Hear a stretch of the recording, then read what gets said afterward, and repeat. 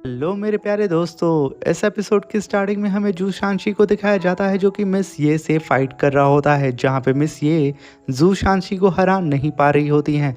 वहीं पे जू शांशी कहता है कि मैं सिर्फ एक स्टेप पीछे हूँ सोल सेंथ बनने में, तो आखिर तुम मुझे कैसे हरा सकती हो।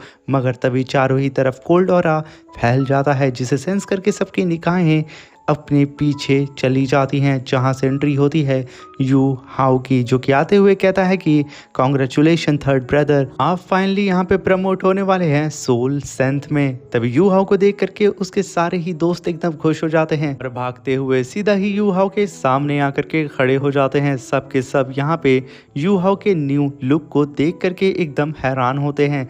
वहीं पे नान कहती है कि फाइनली ब्रदर यू हाउ आप यहाँ पे वापस आ गए हैं अपनी कल्टीवेशन से। तभी जू शांशी कहता है कि ब्रदर यू हाउ फाइनली तुम्हारे पैर यहाँ पे ठीक हो चुके हैं। वहीं पे यू हाउ कहता है कि बिल्कुल मैंने यहाँ पे अपनी मेरिडियंस को भी पूरी तरीके से ठीक कर लिया है, और साथ में मेरे ऊपर जो सील थी heaven and earth element power की, मैंने उसे पूरी ही तरीके से अपनी बॉडी के अंदर एब्जॉर्ब कर लिया है, जिसकी वजह से मेरी पूरी ही बॉडी अब नॉर्मल हो चुकी है। ये देख करके वहाँ पे जू शांशी कहता है कि सच में यू हाउ तुम्हारी बॉडी के अंदर से मुझे मिस्टीरियस सी फीलिंग आ रही है, जिसे सुन करके यू हाउ वहाँ पे मुस्कुराने लगता है। वहीं पे जू शांशी कहता है कि क्यों ना यू हाउ एक एक हाथ हो जाए, तुम मुझ पे अटैक करना और मैं डिफेंस करूँगा, क्या ख्याल है तुम्हारा। वहीं पे यू हाउ वहाँ पे कुछ भी नहीं बोल रहा होता है, मगर जू शांशी यहाँ पे किसी भी कीमत पे यू हाउ की पावर को चेक करना चाह रहा होता है, क्योंकि लिए जू शांशी जल्दी ही सोल सेंथ पे प्रमोट होने वाला था। वो यहाँ पे अपनी डिफेंसिव पावर को चेक करना चाह रहा होता है कि आखिर उसकी डिफेंसिव पावर कितनी ज़्यादा ताकतवर हो गई है। और जैसा कि वो यू हाउ के न्यू लुक को देख रहा था, उसे भी यहाँ पे यू हाउ की बॉडी के अंदर से कुछ मिस्टीरियस सी फीलिंग आ रही होती है। वहीं पे बेबे इन दोनों के बीच में आता है और कहता है कि जब यहाँ पे जू शांशी अपने जूनियर ब्रदर से फाइट करना चाहता है, तो यू हाउ तुम लोग आपस में फाइट करो, मैं तुम लोगों के कंपटीशन का रेफरी बनने के लिए बिल्कुल तैयार हूँ। तभी यू हाउ ना चाहते हुए अपने थर्ड ब्रदर की बात मान जाता है,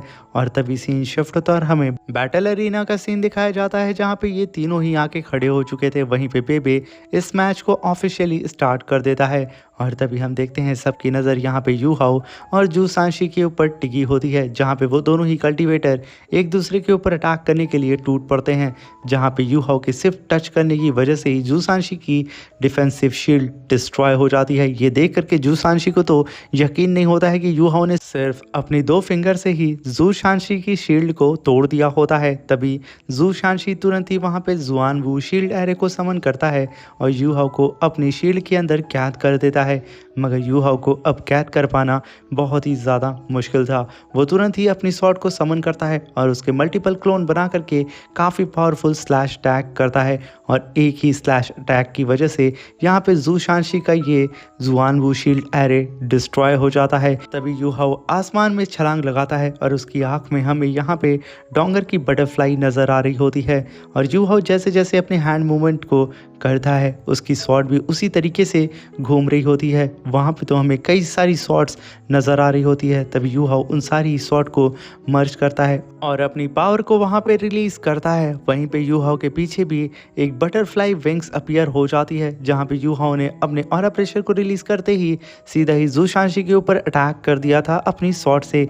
ये देख करके जू शांशी अपने सामने जुआन वू मल्टीपल शील्ड को समन करता है, जहाँ पे जू शांशी के सामने कई सारी शील्ड अपीयर हो जाती हैं। वहीं पे यू हाउ भी अपनी स्वॉर्ड की पावर को और भी ज़्यादा बढ़ा देता है और सीधा ही उससे जू शांशी के ऊपर अटैक करने के लिए तैयार हो जाता है। और एक ही बार में जैसे ही यू हाउ अटैक करता है, जू शांशी की वो मल्टीपल जुआन वू शील्ड एक ही बार में डिस्ट्रॉय हो जाती हैं, और वो जायंट स्वॉर्ड सीधा ही जू शांशी की तरफ बढ़ रही होती है। ये देख करके जू शांशी तुरंत ही पीछे हटता है और डोमेन ऑफ जुआन वू को समन करता है, जहाँ पे हमें काफ़ी खतरनाक क्लैश भी देखने को मिलता है। अगर हम तभी देखते हैं कि एक खतरनाक ब्लास्ट के साथ वो पूरी ही जगह हिल सी जाती है और बेचारा जू शांशी बेवजह ही पीछे खिसक के गिर जाता है। आसपास के लोगों को भी इस ब्लास्ट की वजह से काफ़ी ज़्यादा तकलीफ का सामना करना पड़ता है, मगर जू शांशी खुद को संभाल करके यू हाउ के सामने खड़ा हो जाता है। वहीं पे यू हाउ उसे आसमान में फ्लोट करता हुआ देख रहा होता है। पूरा का पूरा अरीना भी यहाँ पे डिस्ट्रॉय हो चुका था। आसपास के लोग भी काफ़ी ज़्यादा दंग होते हैं यू हाओ की नई पावर को देख करके। और तभी हम यू हाओ की आँख में से आंसू गिरता हुआ देखते हैं, जहाँ पे यू हाओ अपनी और डोंगर की पावर को मर्ज कर रहा होता है। यहाँ पे ऐसा लग रहा होता है कि यू हाओ अपनी और डोंगर की बॉडी को फिर से फ्यूज़न टेक्निक को परफॉर्म करके मर्ज कर रहा हो, मगर डोंगर तो हकीकत में वहाँ होती भी नहीं है। और वहीं पे जू शांशी तुरंत ही जुआनबू डोमिन को समन कर लेता है और वहाँ पे यू हाओ भी अपने फीस्ट में पूरी पावर को इकट्ठा करके काफ़ी पावरफुल फीस्ट अटैक सीधा ही जू शांशी के ऊपर कर देता है। ये फीस्ट अटैक के अंदर पूरी तरीके से डोंगर की भी पावर फ्यूज होती है और इस अटैक को यू हाओ ने सी डोंग फीस्ट अटैक का नाम दिया होता है। और ये अटैक को अपनी तरफ आता हुआ देख करके जू शांशी भी तुरंत ही अपने दोनों ही ड्रैगन से सीधा ही यू हाओ के ऊपर अटैक कर देता है, जहाँ पे उसके दोनों ही जाइंट ड्रैगन दहाड़ करते हुए यू हाओ के ऊपर अटैक करने के लिए जा रहे होते हैं। मगर यहाँ पे तो यू हाओ ने ऑलरेडी डोंगर के ना होते हुए भी फ्यूज़न टेक्निक को कास्ट कर दिया था। जैसे ही इन दोनों का अटैक आपस में टकराता है, भाई साहब इतना खतरनाक क्लैश होता है और वहाँ पे इतना खतरनाक पावर फ्लक्चुएशन होता है, जिसकी वजह से जू शांशी के जो दोनों ड्रैगन होते हैं उन लोगों के ऊपर क्रैक्स पड़ने लगते हैं। और जैसे ही यू हाओ थोड़ी सी अपनी पावर को बढ़ाता है, जू शांशी के दोनों ही ड्रैगन एक ही बार में ब्लास्ट हो जाते हैं और बेचारा जू शांशी सीधा ही ज़मीन पे गिरते हुए बहुत दूर जाके गिरता है। मगर उसने अपने सामने अपनी शील्ड को अपीयर कर दिया था, जिसकी वजह से वो ज़्यादा चोट खाने से बच जाता है। तभी बेबे जाकर के जू शांशी को उठाता है और कहता है कि तो कैसा लगा अपने जूनियर भाई से मार खा करके। तभी बेचारे यू हाओ तुरंत ही जू शांशी के पास आकर के उससे माफ़ी मांगता है और कहता है कि ब्रदर, मुझे सच में नहीं पता था कि मेरा ये अटैक इतना ज़्यादा घातक होगा। मैं कभी भी ये अटैक आपके ऊपर नहीं करता, इसके बारे में मुझे ज़रा सा भी अंदाज़ा नहीं था, प्लीज़ मुझे माफ़ कर दीजिएगा। वहीं पे जू शांशी कहता है कि वो सब तो ठीक है, मगर जूनियर ब्रदर मुझे ये बताओ कि तुमने आखिर इस अटैक को कास्ट कैसे किया? ये तुम्हारी न्यू क्रिएशन टेक्निक है, इसे तुमने कैसे बनाया? तभी यू हाओ कहता है कि जब मैं कल्टीवेशन अपनी कर रहा था तो मैंने यहाँ पे डोंगर और ख़ुद की पावर को फ्यूज़ करने के लिए सोचा और मैंने डोंगर की भी एबिलिटी को कल्टीवेट कर लिया है। ये सुन करके जू शांशी को कुछ भी समझ में नहीं आ रहा होता है।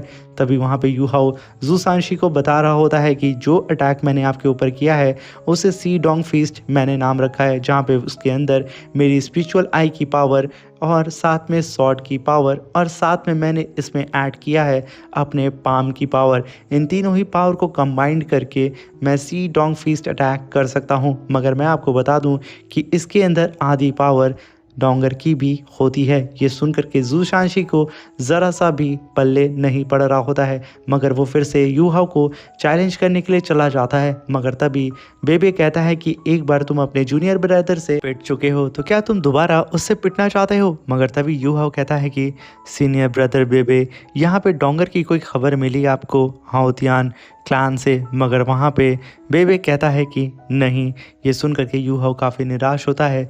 मगर तभी बेबे कहता है कि यू हाओ, हमें यहाँ पे कुछ और भी बड़े मसले पे बात करना है, हम सब तुम्हारे इंतज़ार कर रहे थे, इसलिए तुम मेरे साथ आओ। तब यू हाओ कहता है कि सीनियर ब्रदर, आखिर ऐसी कौन सी बात है कि आप मुझे यहाँ पे बता नहीं सकते हैं?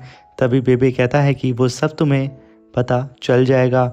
ये सुनकर के बेबे के साथ यू हाओ और साथ में जू शांशी चले जाते हैं, जहाँ पे बेबे यू हाओ से कहता है कि हम लोग यहाँ से सीधा ही सी गॉड पवेलियन की ओर जा रहे हैं। सुनकर के यू हाओ तुरंत ही गंभीर हो जाता है और तभी हम वहाँ पे बिंग बिंग को देखते हैं, जो कि यू हाओ से कहती है कि यू हाओ, फाइनली तुम्हारी स्पिरिचुअल पावर बहुत ही ज़्यादा बढ़ चुकी है और तुम्हारे ऊपर जो heaven and earth element power की सील थी वो भी हट चुकी है, तुमने तो कमाल कर दिया। मगर तभी यू हाओ कहता है कि बिंग बिंग और तियांग मिंग, मैं तुम दोनों से ही कियान कुन लव वैली के अंदर कांटेक्ट नहीं कर पाया था, आखिर ऐसा क्यों था? मगर तभी वहाँ पे तियांग मिंग कहता है कि ब्रदर यू हाओ, ऐसा इसलिए था क्योंकि क्योआन कुन लव वैली के अंदर बिंग बिंग और मेरा भी लव टेस्ट हो रहा था और जब आप वहाँ से बाहर आए हैं तो हम लोग भी बाहर आ गए हैं।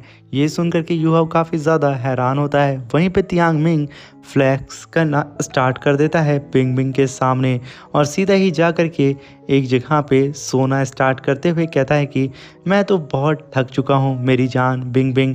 मगर तभी बिंग बिंग उसके पास आती है और अपनी पोंछ से सीधा ही तियांग मिंग को खींच के एक पोंछ मारती है और वो सीधा ही आसमान की ओर चला जाता है। और तभी बिंग बिंग चिल्लाते हुए कहती है कि आज के बाद से मुझे कभी भी बिंग बिंग मत बुलाना। और तभी बिंग बिंग यू हाओ से कहती है कि जैसा कि तुम्हारी स्पिरिचुअल पावर और सोल पावर दोनों ही बहुत ज़्यादा बढ़ चुकी है, इसलिए अब तुम्हें न्यू सोल रिंग की ज़रूरत है। मगर तभी यू हाओ कहता है कि आखिर स्पिरिचुअल सोल बीस्ट मैं कहाँ से ढूंढूं, क्योंकि हमारे कॉन्टिनेंट के अंदर कोई भी ऐसा पावरफुल बीस्ट नहीं है जिसे मैं अपनी अगली सोल रिंग बना सकूं। जिसे सुनकर के बिंग बिंग कहती है कि तुम्हें यहाँ से यू हाओ सीधा ही स्टार दाओ फॉरेस्ट में जाना चाहिए। मगर यू हाओ कहता है कि आखिर मुझे वहाँ क्या मिलेगा। तभी बिंग बिंग कहती है कि ये फॉरेस्ट सन मून एम्पायर के अंदर आता है और इस फॉरेस्ट के अंदर एक इविल आई टॉरेंट बीस्ट रहता है जो कि सच में बहुत ही ज़्यादा ख़तरनाक है। और उस स्टार दाओ फॉरेस्ट के अंदर और भी कई सारे मिस्टीरियस और पावरफुल बीस्ट एग्जिस्ट करते हैं। तो क्या पता तुम्हें अपनी नई सोल रिंग वहाँ पे मिल जाए। मगर तभी यू हाओ कहता है कि आखिर मैं सन मून एम्पायर के अंदर कैसे जाऊँगा। मगर तभी तियांग मिंग कहता है कि अभी तुमने यहाँ पे बिंग मिंग इविल आई टॉरेंट मॉन्स्टर की बात की है ना, मैंने तो अपनी आंखों से इविल आई टॉरेंट मास्टर और साथ में इंपीरियर तियान दी की फ़ाइट को देखा था, जिसे हम दी तियान कहते हैं। वो लोग जब फाइट कर रहे थे पूरा आसमान दहल चुका था और बल्कि उन लोगों की फ़ाइट 3 दिन 3 रातों तक चली थी और पूरे के पूरे वर्ल्ड का भी कलर चेंज हो चुका था इनके ऑरा प्रेशर की वजह से। अगर वो लोग कुछ देर और फाइट करते तो समझ लो पूरा ही वर्ल्ड तबाह हो जाता। मगर दी तियान ने यहाँ पे इविल आई टॉरेंट को हरा दिया था। मगर वो इविल आई टॉरेंट दी तियान के सामने हार ही नहीं मान रहा था। वो जब भी गिरता है वो फिर से उठ जाता है और अपनी पूरी एनर्जी को लगा करके सीधा उससे फाइट करने लगता है। मगर सडन उस फॉरेस्ट के अंदर एक मिस्टीरियस सी वॉइस आई।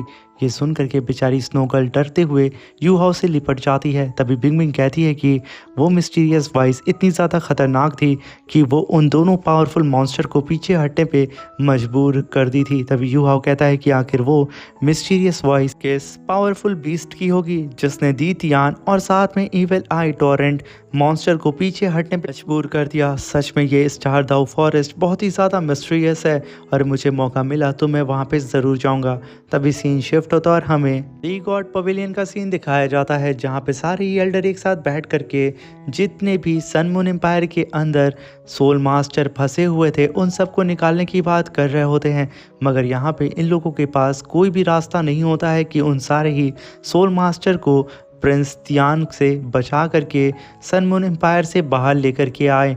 मगर तभी जुआनजी कहते हैं कि यहाँ पे हम लोग हार नहीं मान सकते हैं। शेर्क अकेडमी एक होली पैलेस है और सोल मास्टर के लिए ये होली पैलेस एक उम्मीद की किरण है और हम सबकी यहाँ पे रिस्पॉन्सिबिलिटी बनती है कि हम लोग उन सारे ही कल्टीवेटर को उस डेंजरस प्लेस से बाहर लेकर के आएँ।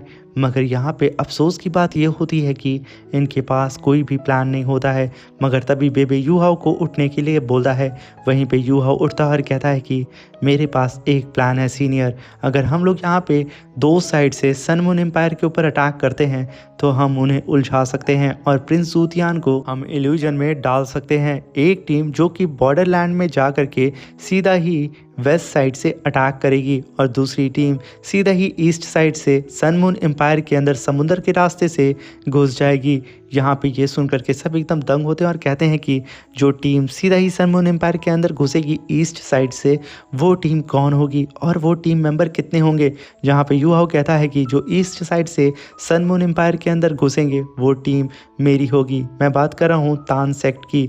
तान सेक्ट सीधा ही सन मून एम्पायर के अंदर घुसेगा अपने 6 सोल्जर को लेकर के। यू हाओ की बात को सुनकर के सारे ही एल्डर एकदम खौफ में आ जाते हैं कि यू हाओ यहाँ पे कैसी कैसी बहकी बातें कर रहा है। मगर तभी यू हाओ कहता है कि ईस्ट साइड से तो तांग सेक्ट एंटर कर जाएगा सन मून एम्पायर के अंदर, मगर वेस्ट साइड से आप 6 एल्डर्स को जा कर के बॉर्डर पे अटैक करना होगा और उन सारे ही सन मून एम्पायर के वॉरियर्स को अपनी तरफ उलझाना होगा। और मेरी पूरी टीम जो कि पूरी तरीके से भेष बदलने में एक्सपर्ट है, हम लोग सन मून एम्पायर के सनराइज सिटी के अंदर एंटर कर जाएंगे जहाँ पे उन सारे ही सोल मास्टर को किडनैप किया गया है। और मैं अपनी टीम मेंबर्स में से जू शांशी को लेकर के जाना चाहूँगा जिसके पास डिफेंस की एबिलिटी है और साथ में मिस्टर जी को जिनके पास स्वॉर्डमैन की पावर है और ये बहुत ही अच्छी तरीके से सन मून एम्पायर को जानते हैं। और साथ में मैं काइतू को भी लेकर के जाना चाहता हूँ। काइतू और मिस्टर जी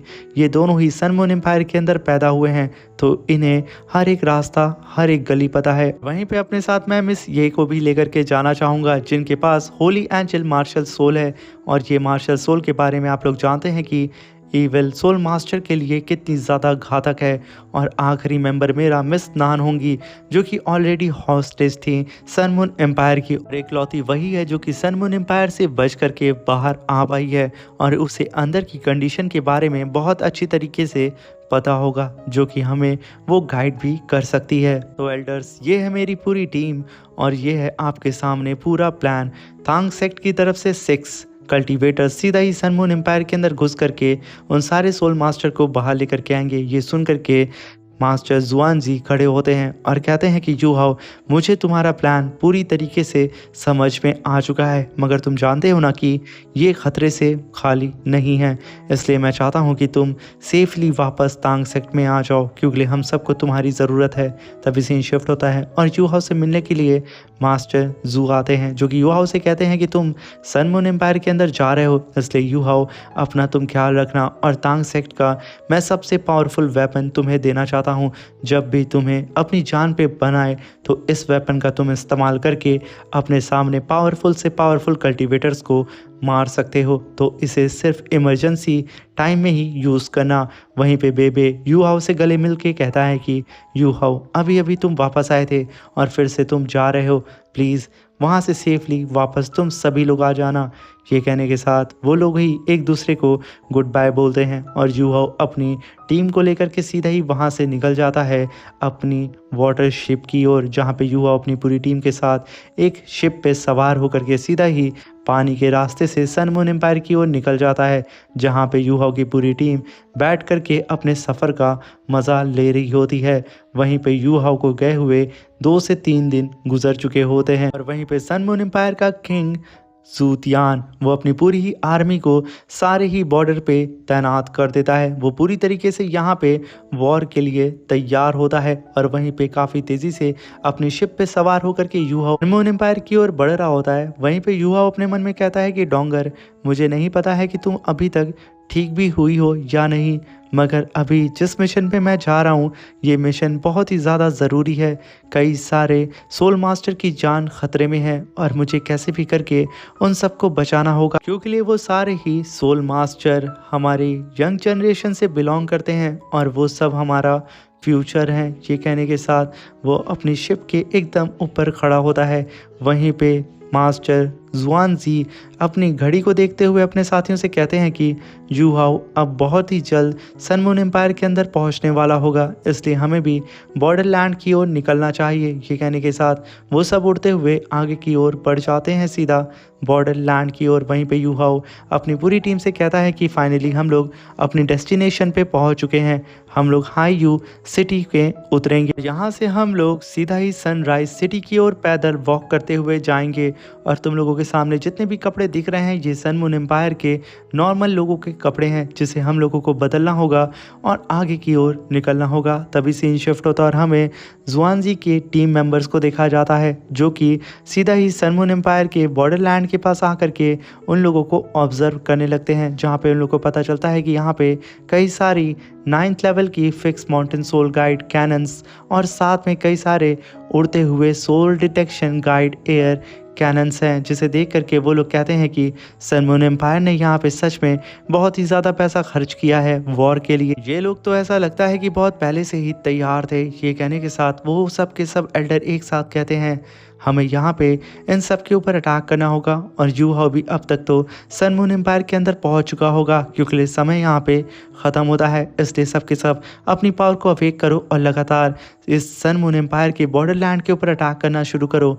इन्हें कैसे भी करके हमें डिस्ट्रैक्ट करना होगा, जहाँ पे सारे ही एल्डर अपनी मार्शल सोल को समन कर लेते हैं और लगातार सीधा सन मून एम्पायर के सोल्जर्स के ऊपर अटैक करना शुरू कर देते हैं।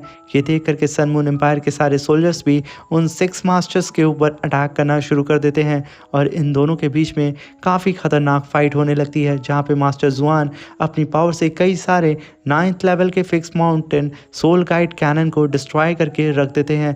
पूरा आसमान में सिर्फ हमें फूटते हुए रॉकेट्स और बम नज़र आ रहे होते हैं और आसमान से तो कई सारे फ्लाइंग ऑब्जेक्ट सीधा ज़मीन की ओर गिर रहे होते हैं और कुछ तो सीधा आसमान की ओर जा रहे होते हैं। वहीं पे यू हाओ अपनी टीम के साथ बोट से उतर जाता है और अपने कपड़े चेंज करके सीधा ही हाईओ सिटी से आगे की ओर बढ़ने लगता है। वहाँ पे वो लोग कुछ घंटे चलने के बाद सीधा ही सनराइज सिटी में एंटर कर जाते हैं, जहाँ पे यू हाओ अपनी पूरी टीम से कहता है कि हम लोगों को नॉर्थ रोड को अपनाना होगा और उसे फॉलो करते हुए आगे बढ़ना होगा और तुम सबको मैं अपनी स्पिरिचुअल आई से रास्ता दिखाऊंगा। तो जल्द से जल्द हमें आगे की ओर बढ़ना होगा और भागते हुए अपने दोस्तों के पास पहुंचना होगा और उन्हें बचा करके जल्द से जल्द यहाँ से वापस लेकर के जाना होगा।